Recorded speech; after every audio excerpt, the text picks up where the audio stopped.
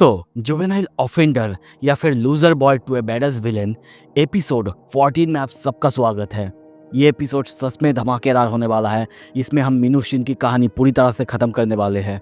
तो फिर जिसने लाइक नहीं किया जल्दी से लाइक कर दो यार, क्योंकि इस वाले सीरीज़ में व्यूज़ बहुत कम आते हैं और मैं सोच रहा हूँ फिर से कंटिन्यू करूँ, लेकिन लाइक और कमेंट ज़रूर करो आपके ओपिनियन।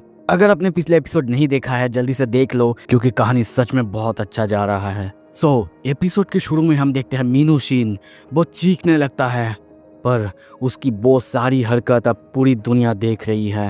वो चिल्ला चिल्ला के कहता है हैंडसम यू एसोल, और तभी बड़े स्क्रीन पे सभी उसके वीडियो रिकॉर्ड कर रहे हैं।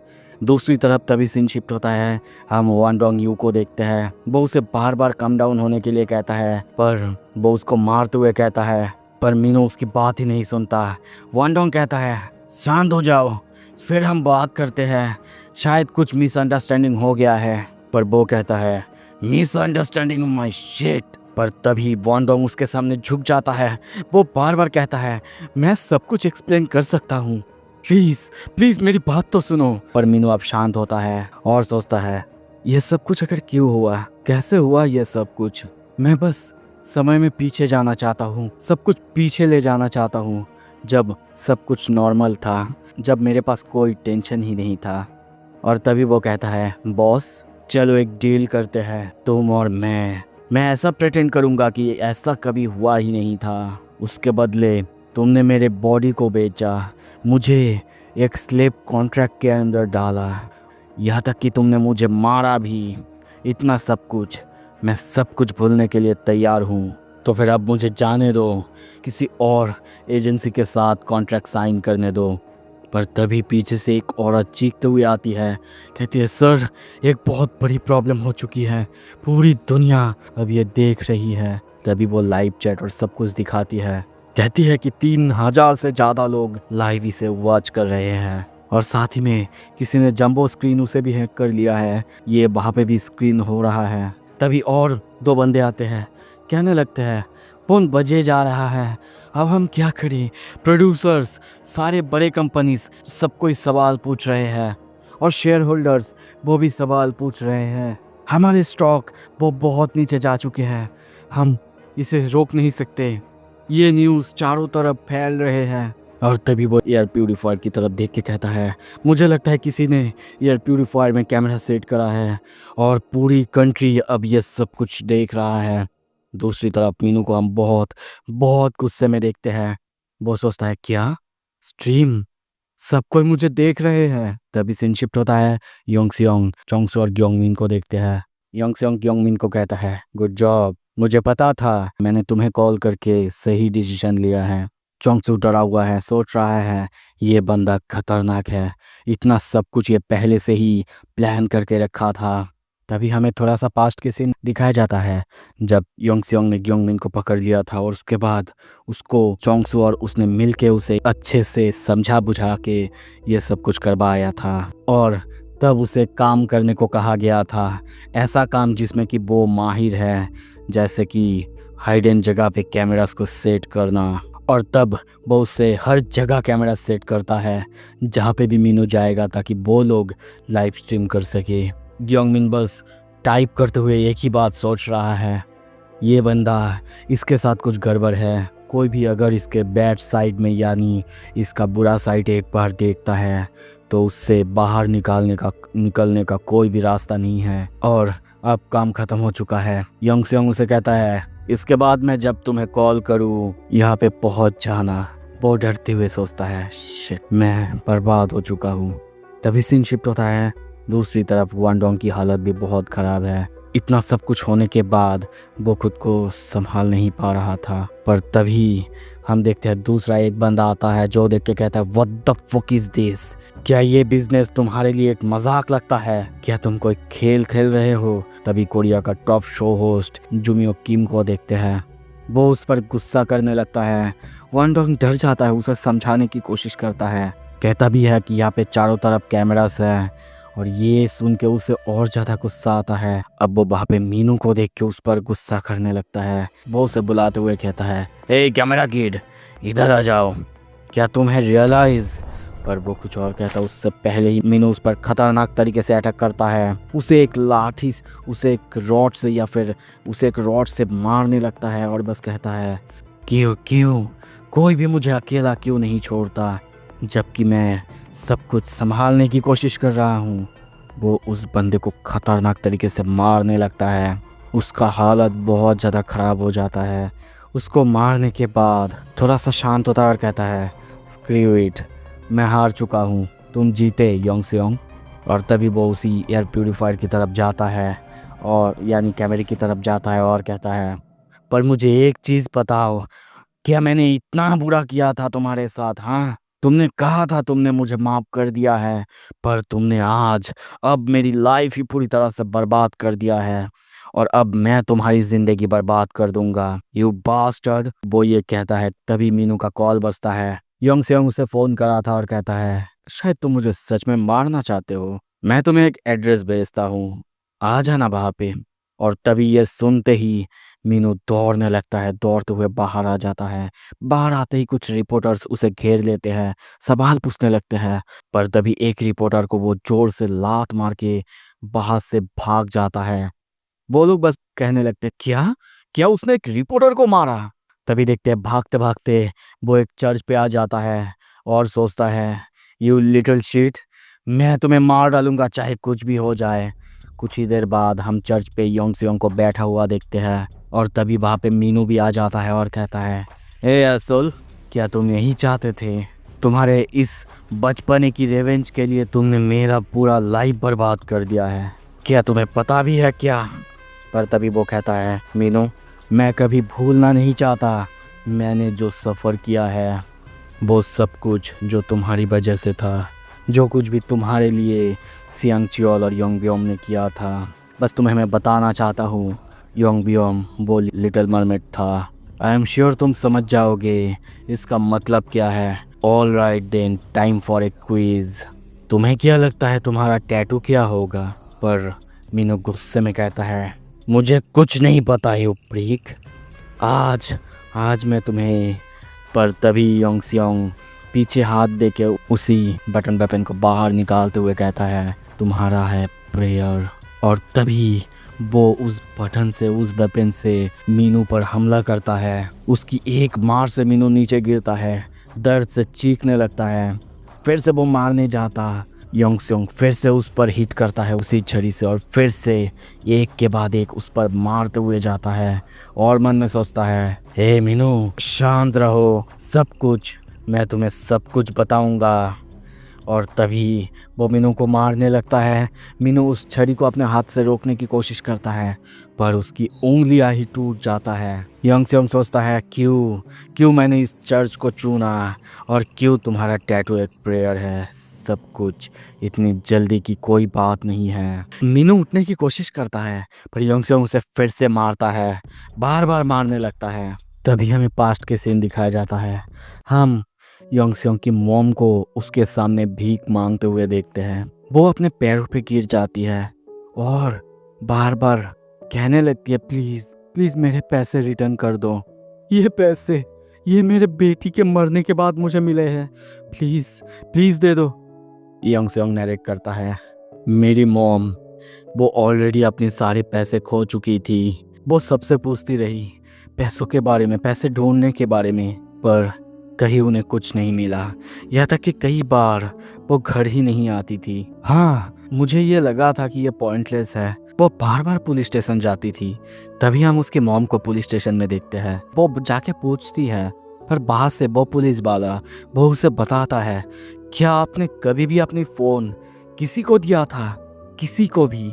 आजकल लोग फ़ोन में कोई ऐप डाल के या फिर स्कैन करके आपके सारे पैसे चुरा सकते हैं। ये सुन के उसकी मॉम तो वहाँ पे चुप रहती है पर वो मीनू के सामने जाके भीख मांगती है।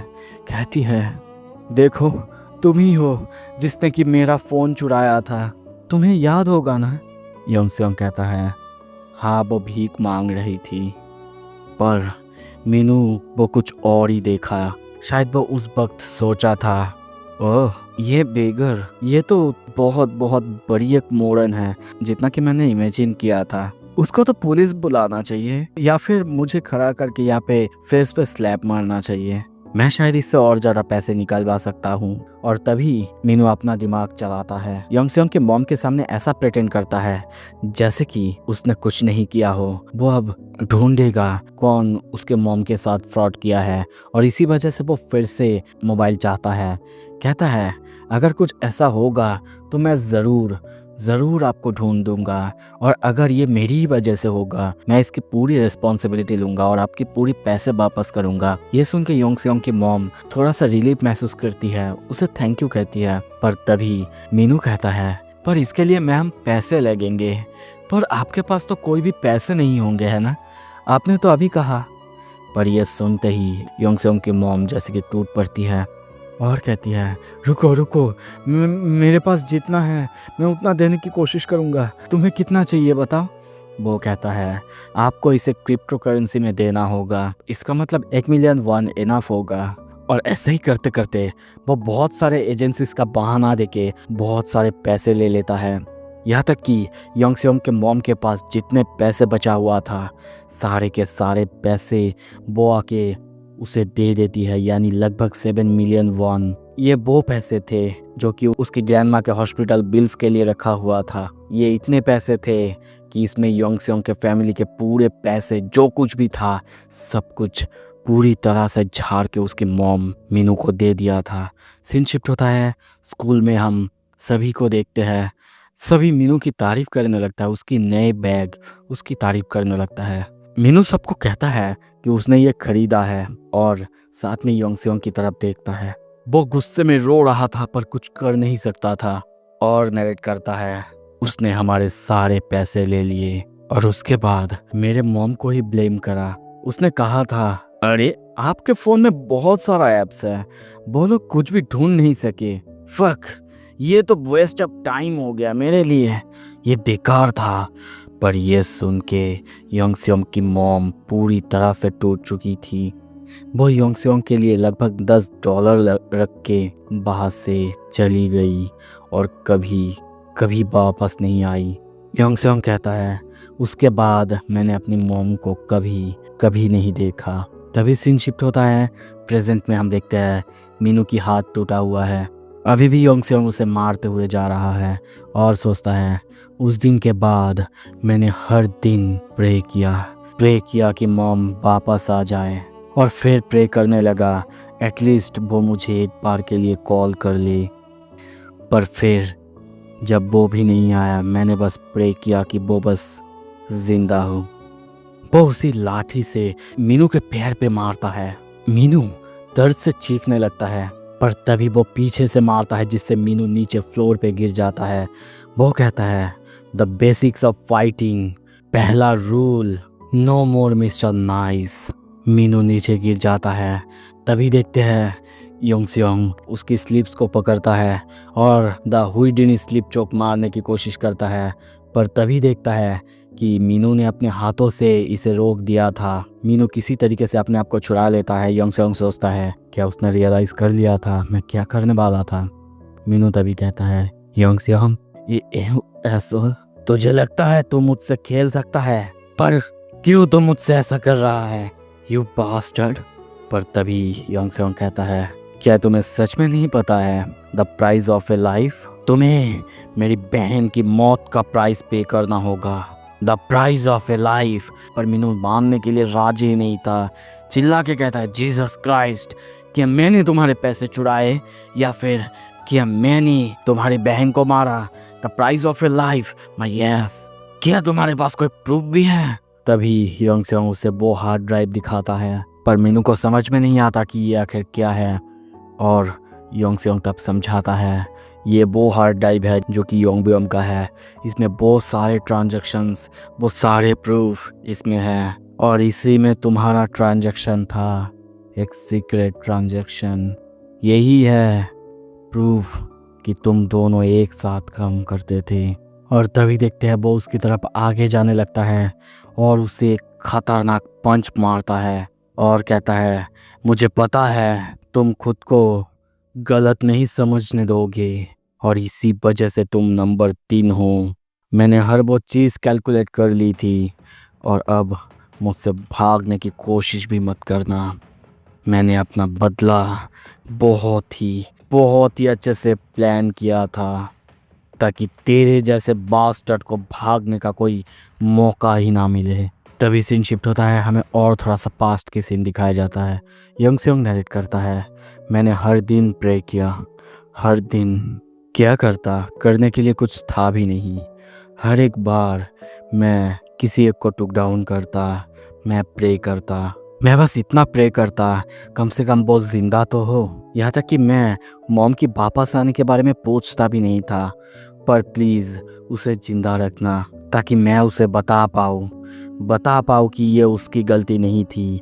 प्रेजेंट में तभी हम देखते हैं वो मीनू को एक के बाद एक मारे जा रहा है और नरेट करता है, ये उसकी गलती नहीं थी, ये सब कुछ इस बास्टर्ड की गलती थी कि इसकी वजह से उसके सारे पैसे जा चुकी थी। पर तभी मीनू योंगसेंग को अपने ऊपर से हटाता है और खुद फाइट करने के लिए तैयार होता है। उससे पूछता है, तुमने कहाँ फाइट सीखी, शायद तुम भूल चुके हो क्या करता था अगर मैंने तुम्हें एक बार पकड़ लिया तो। पर तभी योंगसेंग भी अब फाइट करने के लिए तैयार होता है और हमें आवाज़ सुनाई देता है, क्या जिउ-जित्सु, ये एक फॉर्मिडेबल फॉर्म है मार्शल आर्ट का। हम हॉबिन को देखते हैं जो कि उसे बताता है, तुम यहाँ पे फेयर फाइट नहीं कर सकते, तुम्हें डर्टी होना ही होगा, अपने ओपोनेंट के पहले तुम्हें उसे ग्राउंड में लाना होगा। प्रेजेंट में योंगसेंग सोचता है, जब तक मैं उसे अपने आप को नीचे ना गिराने दूँ मेरे पास चांस है, और इसी वजह से मैं उसे यहाँ पे चर्च पे लाया हूँ। पर तभी हम देखते हैं मीनू वहाँ पे जितने भी बैठने की जगह था सबको क्लियर कराने लगता है। पर तभी वो वहाँ पे कुछ नोटिस करता है, एक कैमरा जिससे सब कुछ स्ट्रीम हो रहा था, जो देख के मीनू को और ज्यादा गुस्सा आता है। तो तू ये भी रिकॉर्ड कर रहा है, तुझे लगता है ये मजाक है, मेरे साथ खेलना, लोगों के साथ खेलना। योंगसेंग कहता है, सर ये नहीं, मैंने इस चर्च को इसीलिए चुना क्योंकि आज मेरा लास्ट डे होगा जब मैं प्रे करूंगा, और तुम्हें ख़त्म करने के बाद मैं सारा होप खो दूंगा, बस इतना ही। हम देखते हैं हॉबिन भी ये स्ट्रीम देख रहा था। योंगसेंग कहता है, मैं तुम्हें दिखाता हूँ एक बंदा जो कि रिवेंज लेने के लिए ऑब्सेस्ड होता है वो क्या कर सकता है, ब्रिंग इट ऑन असोल। और तभी ये सुनते ही मीनू दौड़ता है, पर वो कुछ करता उससे पहले ही हम देखते हैं योंगसेंग एक गद्दा को उसकी तरफ फेंकता है और जोरदार एक किक मारता है। मीनू ये देख के सोचता है, ये डर्टी लिटिल चीट, उसने ऐसा किया कि वो बॉक्सिंग करेगा फिर वो किक कर रहा है। वो नीचे गिर जाता है, तभी योंगसेंग दौड़ के आके उसके पैर को चक्कर लेता है। ये देख के वो सोचता है, शिट, एक नी बार, पर कैसे। और तभी देखते हैं योंगसेंग उसके पैर को मोड़ देता है। दर्द से मीनू चीखने लगता है। योंगसेंग कहता है, फॉर द रिकॉर्ड, सिर्फ तुम नहीं हो जिसने कि जिउ-जित्सु सीखा है, वैसे तुम्हारा दोस्त जिहून, वो तो याद है ना, वो भी इसी चीज से गुजरा था, इतना अपसेट मत हो। और उसे मारते हुए सोचता है, हाँ मुझे पता है, रिवेंज लेने से रिवेंज ही आता है, इसका कुछ भी एंड नहीं है, इसका कुछ भी एंड नहीं है, पर मैं क्या करूँ, मेरे पास खोने के लिए कुछ भी नहीं है। वो अपने मॉम के बारे में सोचता है और उसकी पैर को और जोर से मोड़ देता है। दर्द में मीनू कहने लगता है, योंगसेंग यू एसोल, ओके तुम्हारे मॉम के पैसे, हाँ उसे मैंने ही चुराया है, यू गॉडडैम बास्टर्ड। क्या बताओ, तुम्हें पता है वो भीख मांग रही थी, रो रही थी मेरे सामने, ये एक शो जैसा था। वैसे ये तुम्हारे लिए टफ हुआ होगा है ना, अकेला ऐसे जीना बिना माँ के। मैं क्या करूँ, ये पैसे, तुम्हारे पैसे तो ऑलरेडी। पर योंगसेंग फिर से उसकी पैर को मोड़ देता है। दर्द से वो चीखने लगता है, पर योंगसेंग वहाँ पे रुकता नहीं, वो किसी तरीके से उठता है, मीनू के सर पे जाके सीधा अपने नी से अटैक करता है और एक के बाद एक उस पर पंचेस की बरसात करे जा रहा है। और नरेट करता है, मैं हर दिन प्रे करता हूँ, हाँ मैं जानता हूँ ये यूजलेस है, पर मैं प्रे करता रहता हूँ ताकि बस वो जिंदा रहे। हम देखते हैं पंच मारते मारते उसने मीनू की हालत पूरी तरह से ख़राब करके रखा है। मीनू उसकी तरफ एक बार देखने की कोशिश करता है, पर तभी वो मीनू को और एक जोरदार लात मारता है और बार बार मारने लगता है। ये सब कुछ रिकॉर्ड हो रहा था, पूरी दुनिया ये देख रही थी। और तभी वो नरेट करता है, मैं इसीलिए ये प्रे करता हूँ कि कभी कोई तो सुन ले कि मैं अपनी मॉम को ढूंढ रहा हूँ। पर ये होप, ये बहुत बुरी चीज़ है, क्योंकि ये रियलिटी, ये हमेशा मेसी ही होता है। तभी देखते हैं इस जगह पे रिपोर्टर, पुलिस सब आ चुके हैं। और अब यहाँ पे आके शायद ये लोग मीनू को अरेस्ट करने वाले हैं। यंग सेयोंग फाइनल प्रे करता है और कहता है, और ये है मेरा फाइनल प्रेयर। तभी सीन शिफ्ट होता है, ब्रेकिंग न्यूज़ दिखाया जाता है। टीवी पे यही सब चल रहा था। तभी एक कैफ़े या फिर किसी जगह पे हम देखते हैं ये न्यूज़ कोई देखती है, और ये देख के वो पूरी तरह से चौंक जाती है। उसी ढाबे का मालिक बार बार उसे काम करने के लिए कहता है, मिस किम, क्या तुम मुझे सुन नहीं रही हो? जाओ काम पे जाओ। हम देखते हैं वो औरत रो रही है। योंग सेयोंग नरेट करता है, पर अगर तुम्हारा प्रेयर इनफ डेस्परेट हुआ तो कभी ना कभी तुम एक मिरेकल के लिए होप कर सकते हो। तभी योंग सेयोंग की मॉम को देखते हैं, जो कि ये देख के रो रही थी। सो यहाँ पे ये एपिसोड ख़त्म होता है। फाइनली योंग सेयोंग ने अपना बदला ले लिया था। पर भाई, बंदे के साथ क्या क्या हुआ है यार। तो फिर ये एपिसोड यहाँ पे ख़त्म करते हैं। सच में मैं थोड़ा सा डिप्रेस तो हुआ, लेकिन उसका बदला देख के भी मज़ा आया। Thank you so much, stay tuned.